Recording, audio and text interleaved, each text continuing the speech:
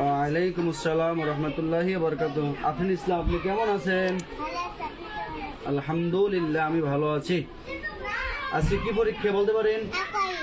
আলহামদুলিল্লাহ।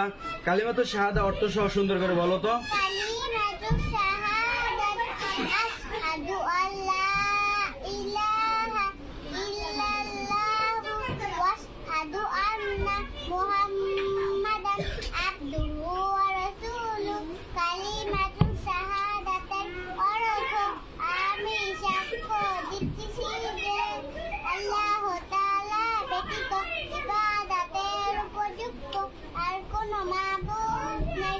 আমি আরো সাক্ষ্য দিতেছি যে আল্লাহ হযরত মুহাম্মদ মুস্তাফা সাল্লাল্লাহু আলাইহি ওয়াসাল্লাম আল্লাহ তাআলার বান্দা ও রাসূল।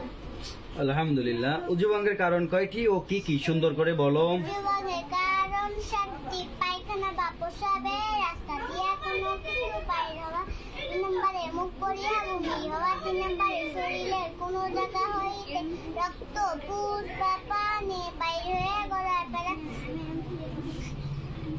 4 নম্বরে থুতুর সঙ্গে রক্তের ভাগ সমান বা বেশি হওয়া, 5 নম্বরে তীর বা কাঠ হয়ে হেলেন দেয়া ঘুম যাওয়া, 6 নম্বরে পাগল মাতাল ও অচেতন হইলে, 7 নম্বরে নামাজ সরা। আলহামদুলিল্লাহ। আপনি বলেন রাস্তার আদব কয়টি ও কি কি সুন্দর করে বলো।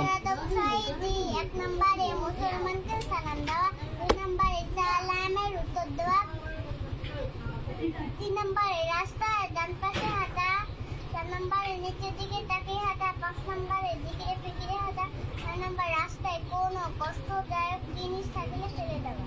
মাশাআল্লাহ, খুব সুন্দর। সংক্ষেপ উত্তর দেন। উজুতে কয় ফরজ? উজুতে 4 ফরজ। উজুভঙ্গের কারণ কয়টি? 7।